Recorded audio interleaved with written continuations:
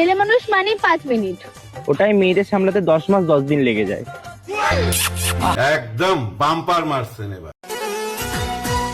জীবনে যতগুলা বাস খাইছি সবগুলা একসাথে করলে বিয়ের প্যান্ডেলটা হয়ে যেত। লজ্জা লাগা দরকার।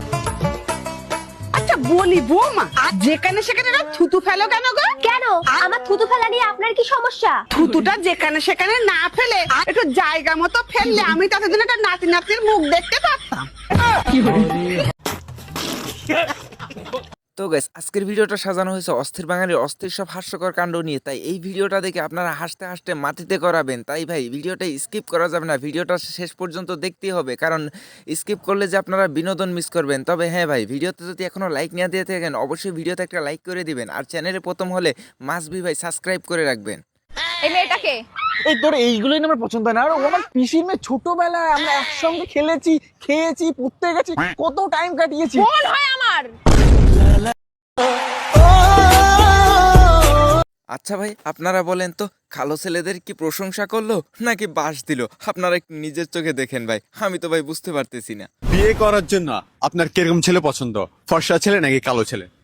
ফর্সা কালো আসলে এটা ম্যাটার করে না, কালোরাও তো মানুষ, ওদেরকেও আল্লাহ তাআলা সৃষ্টি করছে, ওদেরও মন আছে, ওদেরও মন চায় সুন্দর মেয়েদেরকে বিয়ে করার জন্য বা মানে পড়ানোর জন্য। তবে আমার মতে আমি ফর্সা ছেলেকে বিয়ে করব।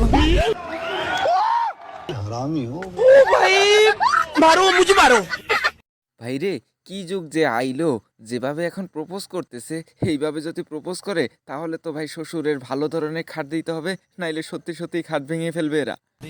I love you. সবাই তো একই রকম ভাবে প্রপোজ করে, তুমি একটু ইউনিক ভাবে করো। যদি হাতে রাখো হাত তাহলে আমি ভাঙতে দেব আমার বাবার দেয়া বক্স খাট। ভাই রে, আমি কিন্তু এতদিন পরে জানতে পারলাম ভালোবাসার রং কি। আসলে ভাই কথায় যুক্তি আছে, আপনারা একটু শুনুন। ভালোবাসার রং কি রে? সবুজ রং রে। কেমন করে বুঝলি? বাসের রং তো সবুজই হয়, খাসনি? খেয়েছি। ভাই রে ভাই, কি যুগ আইলো রে, বর্তমানে মায়ের পেট থেকে পড়ার আগেই পোলাপান দেখি এখন দুধ না খেয়ে চুমু খাওয়া শিখে গেল। আমি দেখে তো অবাক রে ভাই, আপনারাও একটু দেখুন। মর্জিনা, আমি তোমাকে ভালোবাসি। কে রে তুই? তোর বাড়ি কোথায়? আমার বাড়ি জুঙ্গানা আছে। তুই আমাকে ভালোবাসিস কি না বল। তুই ভালোবেসে কি করবি শুনি? কি ফের করব? তোকে বিয়ে করব। আর বিয়ে করে কি হবে? কি ফের হবে? বাচ্চা হবে। তোকে মা বলবে, আমাকে আব্বা বলবে। আচ্ছা এই যা তো, বকাস না, বাড়ি গিয়ে দুধ খা। চল যা। দুধ ছোটতে খেয়েছি, এখন চুম্মা খাবো।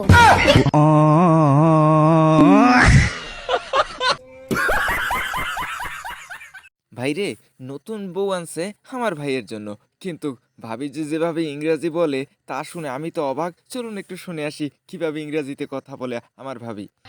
আব্বা, তোমার বড় ছেলের তো বিয়ে দিছ, তা ভাবি মনে হয় একটু বেশি ইংরাজি করে, তা ভাবির ঘরে রাত্রে একটা মশারি ব্যবস্থা করে দাস। কেন বাপ, কি হয়েছে রে? হঠাৎ এই কথা বলতেছিস?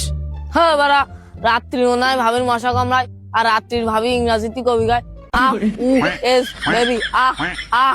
এই জন্যই বারা আমি রাত্রি শুতে পারি না।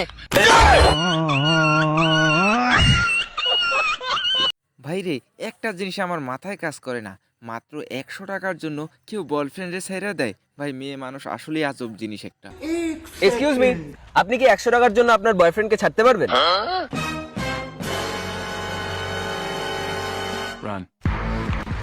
তো দেখলেন, এনার তো রং নাম্বার ছিল, তাই বলে কেটে গেল। তো দাদা, কাটার পর কেমন লাগছে? কেটেছে তো আপনার, ও আমার বোন ছিল, আর টাকাটা পুরো একাই মেরে দেবে। আমার টাকা ভাই, টাকা দিয়ে দেবেন। আমার বন্ধুর শীতকালে এত কষ্ট যা কাউকে শেয়ার করতে পারে না, কিন্তু বান্ধবীকে সে বলতেও চায়নি, জোর করে জানতে চাইলো, আর জানার পরে যা হলো চলুন একটু দেখে আসি। রুকো যারা। ভাই কি হলো, মন খারাপ করে দাঁড়িয়ে আছিস? আমার কষ্টটা তুই বুঝবি না রে। কেন বল, আমি তোর বন্ধু। আরে তুই বুঝবি না বলছি তো। তাহলে তুই বলবি না তো? আরে তোকে কি বলবো বল, বউ নেই কপালে, এদিকে দাঁড়িয়ে যায় সকালে। হায় হায়, ইতনা সুকুন।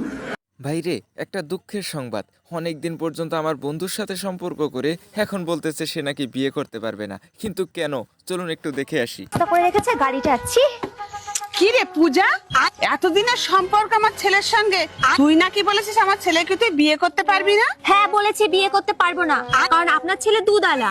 আমার ছেলে তো দুধ বিক্রি করে ভালো ইনকাম করে, তাতে তোর সমস্যাটা কি? সমস্যা আছে, যদি কোনদিন আমারটাও বিক্রি করে দেয়।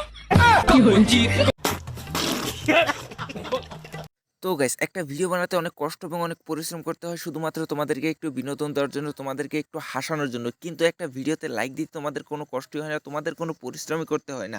প্লিজ ভিডিওতে একটা লাইক করে দাও, আর যদি চ্যানেলে প্রথম হয়ে থাকো প্লিজ একটা সাবস্ক্রাইব করে দিতে মোটেও ভুল করবা না। দাদা একটা কফি প্লিজ। लेकिन ये साला कर क्या रहा है यहाँ पे? দাদাটা মানে টাকা নেওয়ার জন্য দাঁড়িয়ে আছে। আচ্ছা দাদা কফিটা কোথাও। আরে দাম দিয়ে কি হবে, তুমি তোমার ফোন নাম্বারটা দাও, তাহলে সব ফ্রি তোমার জন্য। রুকো যারা, সবাই করো। হ্যালো বাবু, হ্যাঁ বলছি কি আমি একটু ক্যাফেতে আছি, আমি তোমাকে লোকেশনটা পাঠাচ্ছি, ওখানে চলে আসো তো। और अभी तो रुको। A few moments later. বলো কি হচ্ছে? ও তুমি কিছু খাবে?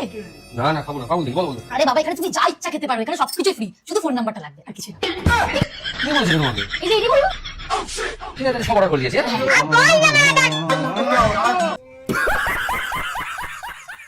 আচ্ছা ভাই, আমাদের ছেলেদের যে সকালবেলা এত কষ্ট সেটা শেষ পর্যন্ত আমার বন্ধু বলেই দিল, তবে ছেলেদের কি আর মান সম্মান রাখলো?